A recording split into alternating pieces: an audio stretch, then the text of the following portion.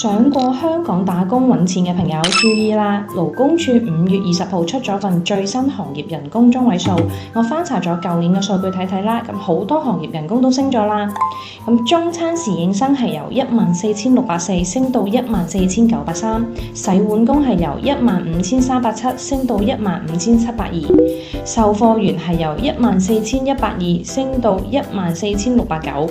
咁雖然上升幅度唔算誇張，但係可以睇得出外勞需求量大，人工自然就跟得上啦。咁不過咧，最勁就係呢兩個崗位啦。燒烤師傅係由20,080升到21,080，直頭係加咗成1000蚊人工㗎。咁髮型師助理就更加誇張啦，由12,786升到15,417嘅，升咗接近有3000蚊喎。咁呢個上升幅度真係睇到眼都大晒。